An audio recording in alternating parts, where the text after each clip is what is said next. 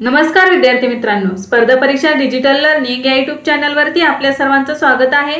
विद्यार्थी मित्रांनो, आज आहे 25 फेब्रुवारी 2024। तर आजच्या दिवसासाठीचे काही महत्त्वाचे चालू घडामोडींचे घटक आज आपण अभ्यासूया। चला तर मग आजच्या व्हिडिओला सुरुवात करूया। फर्स्ट क्वेश्चन आहे, नुकतीच राष्ट्रपतींनी दक्षता आयुक्त पदी कोणाची नियुक्ती केली आहे? तर याचे योग्य उत्तर आहे एस राजीव। कोणाची नियुक्ती केलेली आहे? तर एस राजीव। फेब्रुवारी 2024 मध्ये राष्ट्रपतींनी बँक ऑफ महाराष्ट्राचे माजी मुख्य कार्यकारी अधिकारी एस राजीव यांची दक्षता आयुक्त म्हणून नियुक्ती केली आहे। तर सध्याचे केंद्रीय दक्षता आयुक्त कोण आहेत? तर प्रवीण कुमार श्रीवास्तव हे केंद्रीय दक्षता आयुक्त म्हणून कार्यरत आहेत। तर दक्षता आयुक्त किंवा दक्षता केंद्र हे काय आहे बघा, हे भारतातील सर्वोच्च भ्रष्टाचार विरोधी सरकारी संस्था आहे। केंद्रीय दक्षता आयोग ही 3 सदस्यीय संस्था आहे, ज्यामध्ये एक केंद्रीय दक्षता आयुक्त आणि 2 दक्षता आयुक्त असतात। के संतानम समितीच्या शिफारशीनुसार 1964 मध्ये त्याची स्थापना करण्यात आली होती।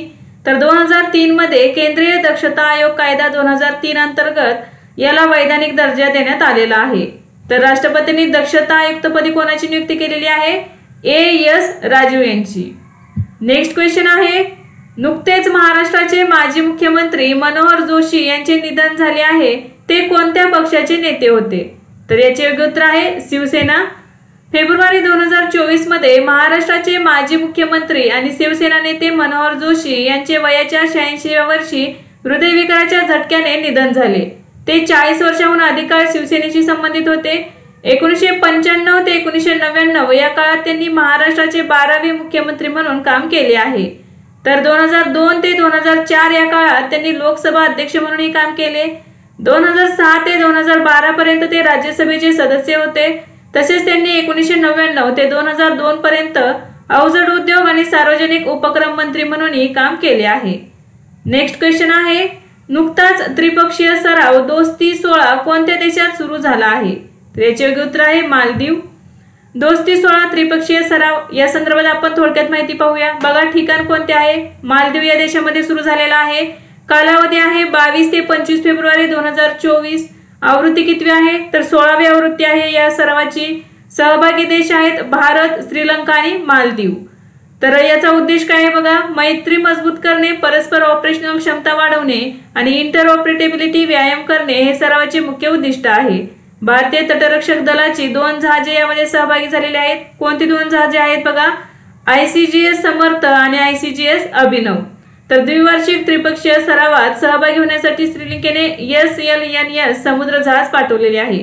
बघा, हा सराव किती वर्षीय आहे किंवा वार्षिक आहे का द्विवार्षिक आहे? तर हा सराव द्विवार्षिक आहे आणि 2024 मध्ये आवृत्ती कितवी आहे? ही 16वी आवृत्ती आहे। भारत आणि मालदीवच्या तटरक्षक दलांमध्ये 1991 मध्ये दोस्ती सराव सुरू झाला होता। श्रीलंकेने 2012 साली प्रथमच या सरावात भाग घेतला होता।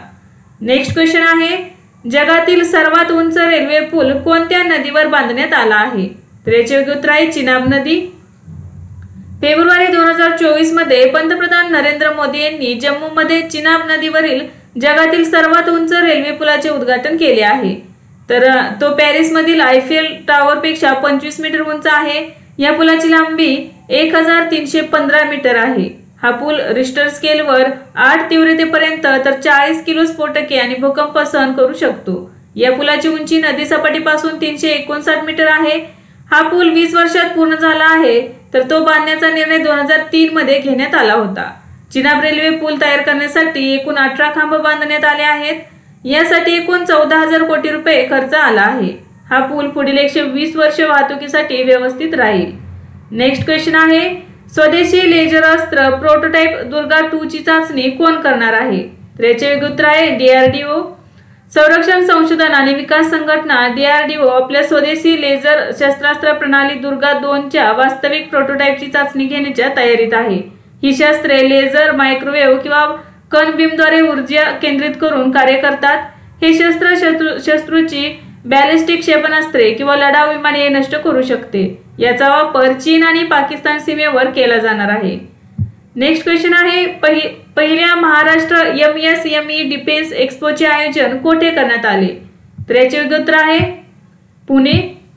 फेब्रुवारी 2024 मध्ये पहिल्या महाराष्ट्र MSME डिफेन्स एक्स्पोचे आयोजन पुण्यात करण्यात आले आहे। 24 ते 26 फेब्रुवारी दरम्यान पुण्यातील मोशी येथील आंतरराष्ट्रीय प्रदर्शन आणि कन्व्हेन्शन सेंटरमध्ये 3 दिवसीय एक्स्पोचे आयोजन करण्यात आले आहे। या प्रदर्शनात सशस्त्र सेना, संरक्षण, सार्वजनिक क्षेत्रातील उपक्रम आणि आयुध निर्माणी यांचा सहभाग असणार आहे। पंतप्रधान मोदींच्या कल्पनेनुसार आत्मनिर्भर भारत मोहिमेला प्रोत्साहन देण्यासाठी हा कार्यक्रम तयार करण्यात आला आहे। या अंतर्गत भारतीय हवाई दलाच्या मेड इन इंडिया समर 2 आणि आकाश या पृष्ठभागावरून हवेतील शस्त्रास्त्र प्रणालीचे प्रदर्शन करण्यात येणार आहे। समर 2 प्रणाली R-27 पलीकडे व्हिज्युअल रेंजच्या हवेत मारा करणाऱ्या क्षेपणास्त्रांचा वापर करून विकसित करण्यात आली आहे। DRDO या एक्स्पोमध्ये पिनाका मल्टीबॅरल रॉकेट लॉन्चर सिस्टीमद्वारे वापरल्या जाणाऱ्या रॉकेटचे विविध प्रकार प्रदर्शित करणार आहे। नेक्स्ट क्वेश्चन आहे, NTPC रिन्युएबल एनर्जी लिमिटेडने राजस्थानमधील पहिला सौर प्रकल्प कोठे सुरू केला आहे? तर याचे उत्तर आहे छत्तीसगड। फेब्रुवारी 2024 मध्ये NTPC राजस्थानमधील रिन्युएबल एनर्जीचा पहिला सौर प्रकल्प छत्तीसगडमध्ये सुरू केला आहे। सध्या हा प्रकल्प 70 मेगावॅट क्षमतेने सुरू करण्याची घोषणा केलेली आहे। सध्या NTPC रिन्युएबल एनर्जी लिमिटेडचे एकूण 6000 मेगावॅट पेक्षा जास्त क्षमतेचे 17 प्रकल्प कार्यान्वित आहेत। छत्तीसगड सौर प्रकल्पाची नियोजित पूर्ण क्षमता 150 मेगावॅट आहे आणि मार्च 2024 पर्यंत कार्यान्वित होण्याची अपेक्षा आहे। प्रकल्पाची रचना प्रतिवर्षी 370 दशलक्ष युनिट ऊर्जा निर्माण करण्यासाठी केली गेली आहे, तर 60,000 घरांना वीज पुरवण्यासाठी ती पुरेशी असणार आहे। नेक्स्ट क्वेश्चन आहे, अरुणाचल प्रदेश कोणाच्या सहकार्याने राज्याचे पहिले विशेष व्याघ्र संरक्षण दल स्थापन करणार आहे? तर याचे उत्तर आहे राष्ट्रीय व्याघ्र संवर्धन प्राधिकरण म्हणजेच NTCA।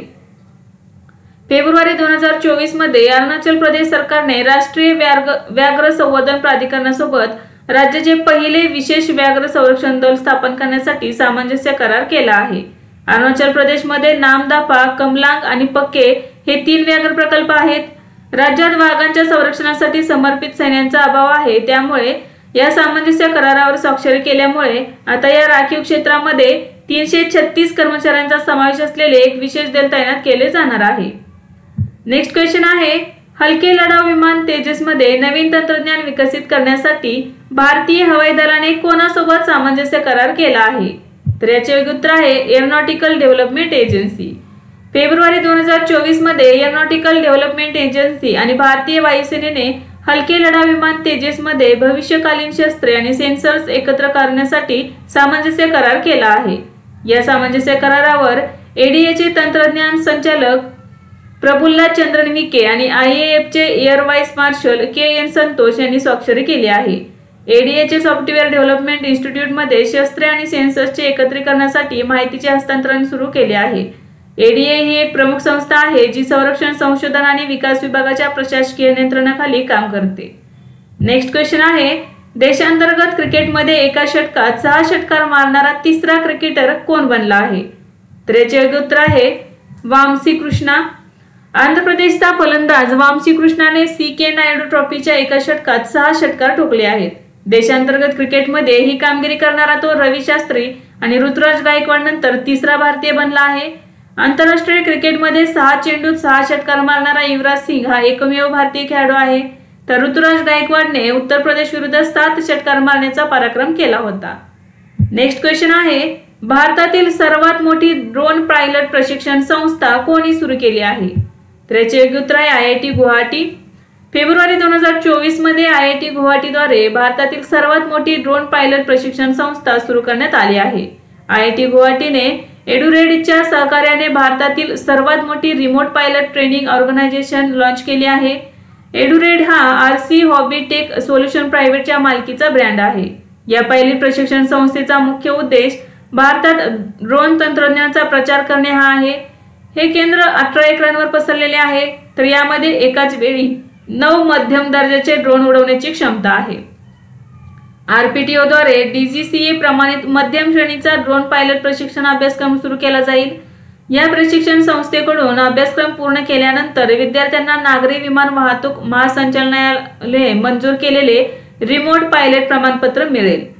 तर ही पायलट ट्रेनिंग ऑर्गनायझेशन नमो ड्रोन दीदी योजनेअंतर्गत शेतीमध्ये गुंतलेल्या आणि ओळखल्या गेलेल्या स्वयंसहायता गटातील महिलांना प्रशिक्षण देखील देणार आहे।